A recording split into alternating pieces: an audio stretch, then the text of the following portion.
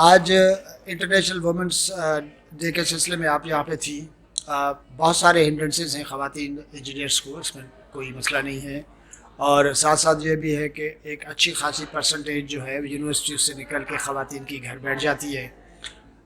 उसको कैसे उसको कैसे इम्प्रूव किया जा सकता है। दूसरा ये है कि आप माशाल्लाह डेवलपमेंट सेक्टर पे हैं। ख़वातीन और मर्द इंजीनियर के बीच में अगर हम कंपैरिजन करें, being a planner and developer, क्या फ़र्क होता है? देखिए, पहले तो मैं आपके पहले सवाल का जवाब दूंगी। वो ये कि हम क्या करें कि हमारी बच्चियां ज़्यादा हमारी वर्क फोर्स में आएँ या इंजीनियरिंग का शोबा वो करें। देखिए, बहुत ज़्यादा ज़रूरत है कि हम अपने बच्चियों की सेल्फ़ इस्टीम को बढ़ाएं। हम उन्हें एक कमोडिटी ना समझें, हम उन्हें एक इंसान समझें जो कि सोच सकती है, जो कि बोल सकती है, जो कि एक एम्बिशियस रखती है, जिसकी ज़िंदगी का एक मकसद होना चाहिए। मैं बिल्कुल भी शादी की अहमियत या शादी ना करने के हक़ में नहीं हूँ, लेकिन मैं ये कहती हूँ कि शादी ज़िंदगी का एक एस्पेक्ट है, सब कुछ नहीं। और ये बात बच्चियों को और उनके वालिदैन को, दोनों को समझना चाहिए। आपका कैरियर एक अलग चीज़ है और आपका पर्सनल लाइफ एक अलग चीज़ है।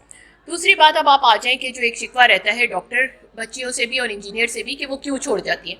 देखिए, आपको किसी भी जगह काम करने के लिए एक सपोर्ट सिस्टम चाहिए होता है, बोथ जेंडर्स को, मर्दों को भी औरतों को भी।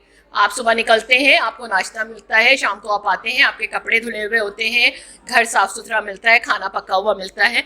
Unfortunately in case of women ये नहीं हो पाता in most of the cases.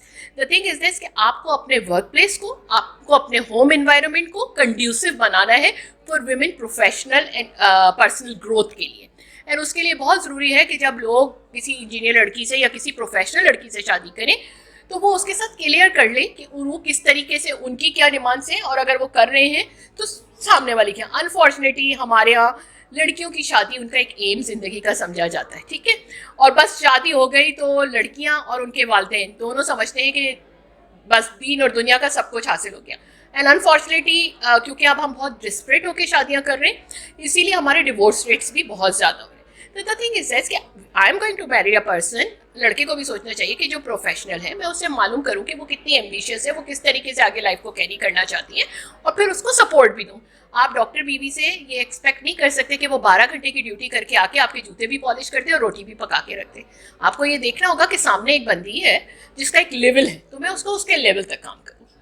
और दूसरी बात ये कि मैं सारी बच्चियों को पैगाम दूंगी कि अल्लाह ताला ने हमें औरत बनाया है, बड़ा हमारा मकाम है, और हमारा सबसे बड़ा एक मकाम ये है कि हम तरक्की की राह में जंजीर ना समझें, अपने ऊपर वो ना समझें।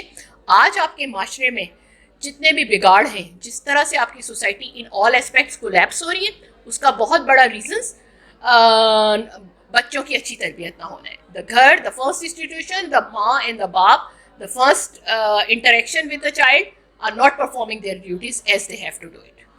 वो रिपीट करूँगा दूसरा सवाल कि प्लानर, खातून प्लानर और मर्द प्लानर में क्या फ़र्क है इस वक्त? देखिए, ये जो है, ये हमने कुछ अजम्पशंस बनाई हुई होती हैं। अव्वल तो मैं इंजीनियर नहीं हूँ, I am a gender specialist, social sciences की फील्ड है, तो मैं नहीं बता सकती। बट इन जनरल ये है कि ख़वातीन काम को ज़्यादा सीरियसली ले रही होती हैं, और वो क्योंकि हमारे यहाँ औरत पे एक तो काम का बर्डन किसी हर इंसान पे होता है ना, हमारे यहाँ वो औरत पे डबल हो जाता है। और वो किस तरह से हो जाता है कि वो औरत होने की वजह से भी ना उसको चैलेंज किया जाता है कि आप औरत हैं, आप नहीं कर सकते, तो वो उसको बहुत ज़्यादा संजीदगी से लेती है। एज एन आउटकम उसका काम शायद ज़्यादा बेहतर होता है, लेकिन मैं इसको कोई बिल्कुल दावे से नहीं कहूँगी, एक मेरी ऑब्जर्वेशन है। इसके लिए बहुत ज़रूरी है कि हम इस पर रिसर्च करें, हम ये मालूम करें, हम हक़ाइक़ मालूम करें, हम और उसकी रोशनी में हम रिकमेंडेशंस दें और अपनी पॉलिसीज़ को चेंज करें।